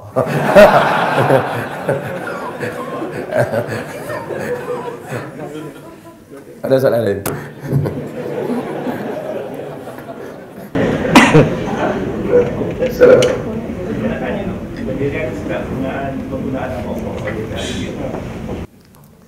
Yang ni saya dah sebut banyak dah. Tak larat nak ulas. Pertama, boleh tak orang bukan Islam, ini benda, ada dua benda yang berbeza. Orang bukan Islam nak sebut Allah, boleh ke tak? Boleh ke tak? Kalau kita jumpa satu ahcong kata, hari ini Tuhan Allah bagi hujan, lu ahcong buat report. Oh dia. Ini bukan, ini saya punya tokong bagi turun. Tu baru betul. Macam tu. Betul lah. Abu Jahal pun sebut Allah, semua sebut Allah. Dia orang bukan Islam sebut Allah.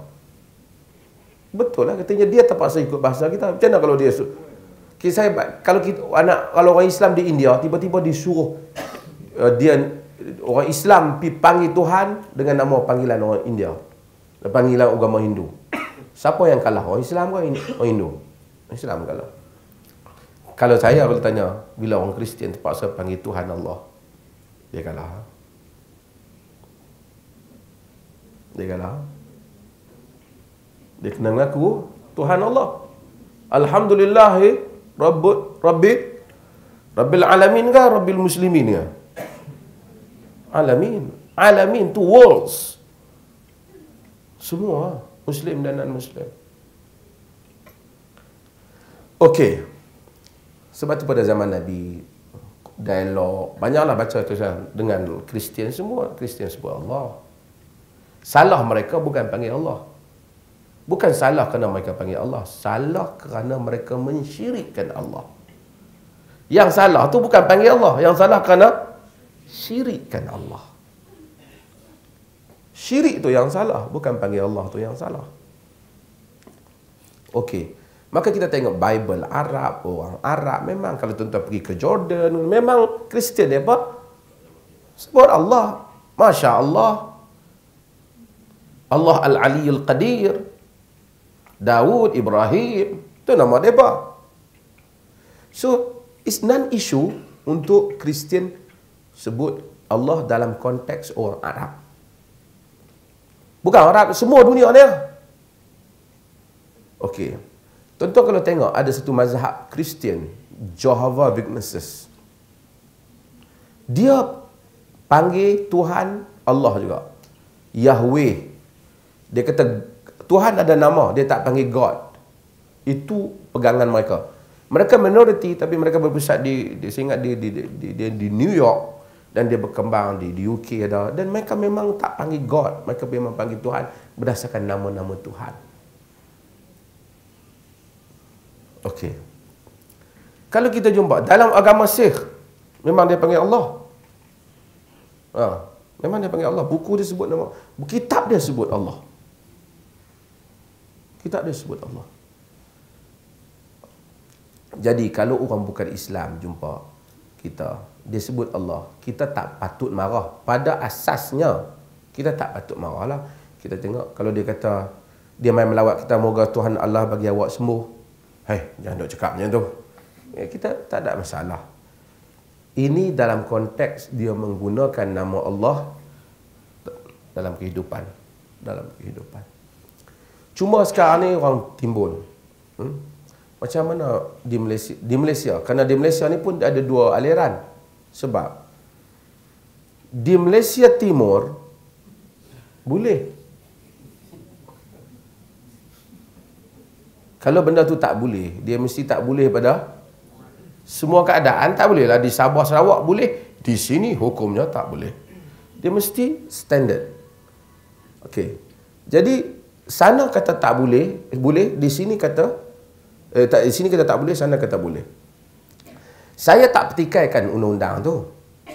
Saya nak cerita, saya tak mau ada dalam fikiran orang kata bukan Muslim tak boleh panggil Allah. Yang tu saya tak mau. Kita kena kata dulu bukan Muslim boleh panggil Allah. Lagu Negeri Selangor, ada Allah? Ada. Topi polis, topi tentera, logo, mereka pakai ada Allah? Ada. Cuma bila mereka nak gunakan Allah di dalam Bible yang menimbulkan satu prejudis dalam perasaan kita. Sebab pasal apa bahasa Malaysia ya Allah, pasal apa bahasa Inggeris tak. Jadi macam orang Islam rasa you tidak gunakan Allah memang kerana you nak panggil Allah. Macam you gunakan Allah kerana ada muslihat tertentu. Maka tidaklah pelik untuk orang Islam juga rasa curiga. Adakah kejujuran kerana itu you rasa part of your religion, atau satu strategi kerana you nak attack orang ataupun you nak mempengaruhi orang Islam, seorang orang Islam? So, maka orang tak bagi dia guna. Kalaulah undang-undang dibuat di atas dasar itu, maka nampak macam ada kewajarannya. Tuan-tuan faham maksud saya? Ada kewajarannya. Tetapi kita terpaksa hadapi dilema. Setengah orang yang kata langsung orang bukan Islam tak boleh panggil Allah. Itu salah. Itu yang saya dah kata salah tu. Tapi kita juga tidak kata hampa serancang lah apa pun, kami tak kisah.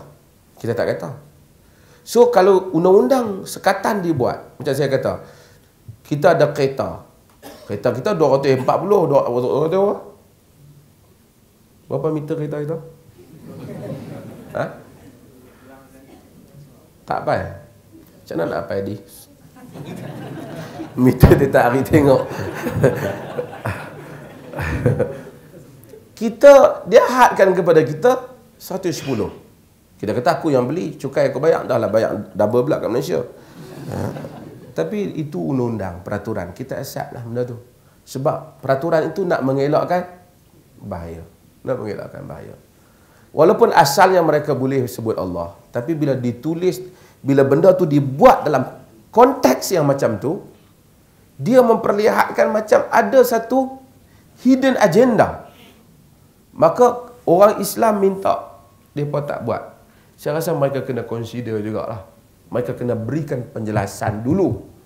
Kenapa hanya Bible bahasa Melayu saja? Okey, satu. Yang kedua, itu di pihak dia lah. So, dia kena bagi penjelasan.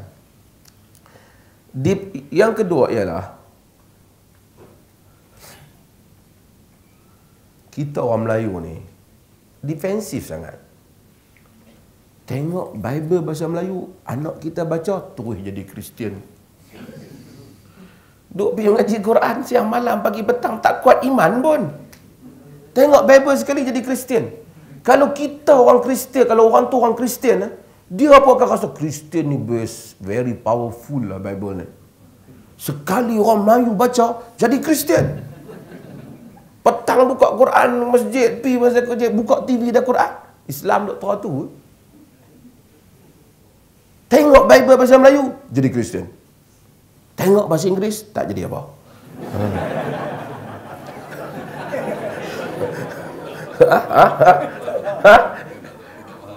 Tapi saya ingat kita kena haramkan juga anak-anak kita belajar bahasa Inggeris. Kod mereka baca Bible bahasa Inggeris. Kan macam mana? Saya bukan kata boleh, tak boleh. Tapi mentaliti kita. Sentiasa. Saya duk fikir, kalau anak orang Islam baca Bible, dia baca sampai habis, dia kata buku ni pening. Syat kata 40, Syat kata 400. Syat kata tempat ni, Syat kata tempat ni. Kalau betul dia baca. Tapi, sebagian ustaz, jangan pegang. Pegang pun tak boleh dah. Mengalahkan majalah mangga. Yang dijual dengan begitu murah. Saya rasa kita ada masalah lah. Masalah mentaliti kita, cara fikir. So kita tak berani menghadapi isu. Semua orang sepatutnya keluar dalam ustaz-ustaz apa mana ke, apa Jaiz ke Jakim ke, dialog dalam TV dengan padri, kan? Macam tu lah. Panggil padri, dialog tentang agama, padri bagi hujah ni, kita bagi hujah ni, macam Didat buat. Didat buat, Zakir Naik buatlah. Lagi kan menyerbu berani, ini kan pula berdialog. Kan? Jadi bolehlah. Boleh.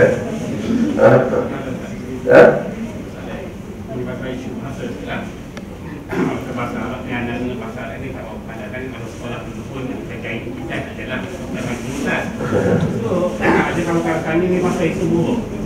Oh, buruk.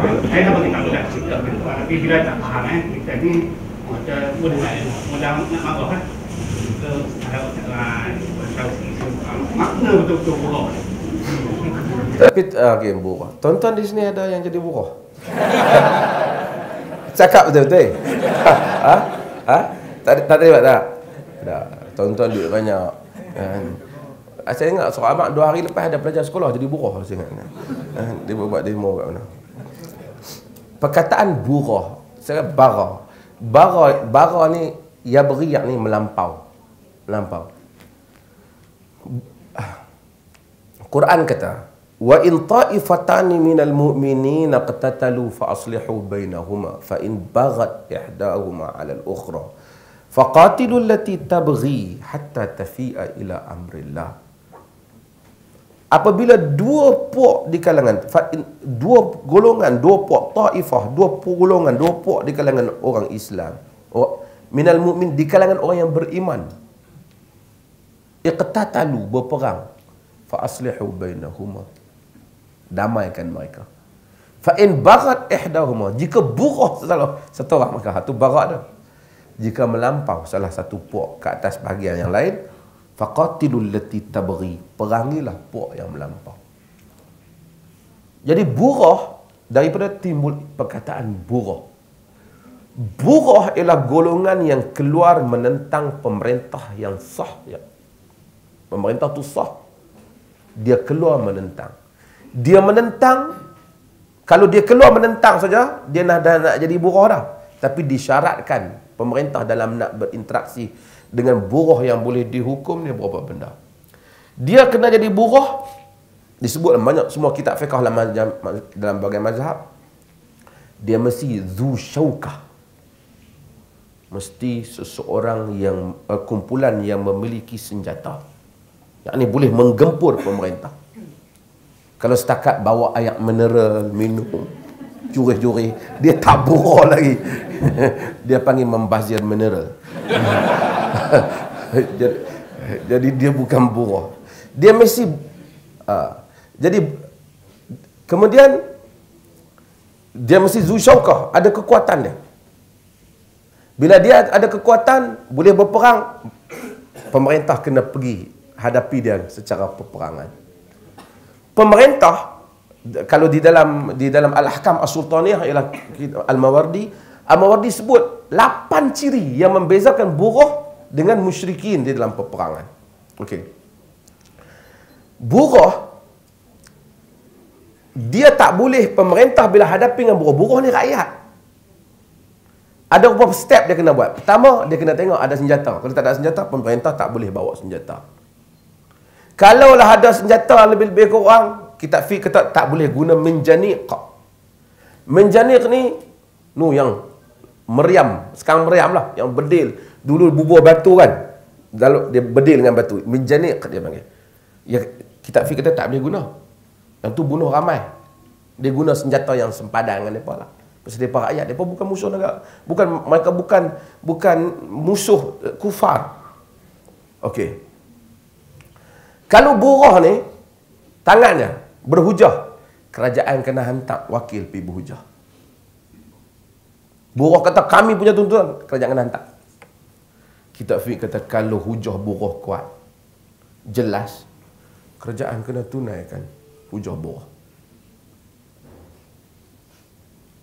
Kalau hujah dia benar, kerajaan tak boleh sangkal, kerajaan kena tunaikan hujah buruh.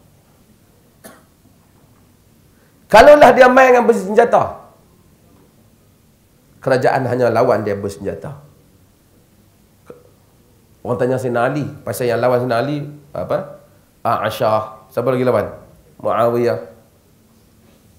Orang tanya, musyrikuhum, adakah puak-puak perangan kau tu musyrikun? Pasal Ali kerajaan. Ali kata wahum minasyirki farru, mereka itu lari daripada syirik, mereka tak syirik. Munafiquhum, adakah mereka munafik yang perang dengan kau tu, kau kerajaan? Ali kata wal munafiquna la yadhkuruna Allah illa qalila wa hum yadhkuruna Allah katsira. Munafik ingat Tuhan sikit, puak tu ingat Tuhan banyak. Habis faman hum, depa siapa wahai Ali?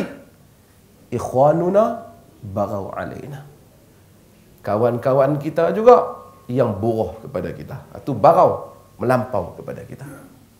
Mereka melampau.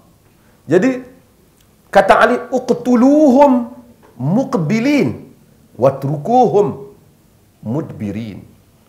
Bunuh mereka jika mereka berhadap. Mereka serang, boleh bunuh. Tapi kalau lari berpaling, jangan bunuh.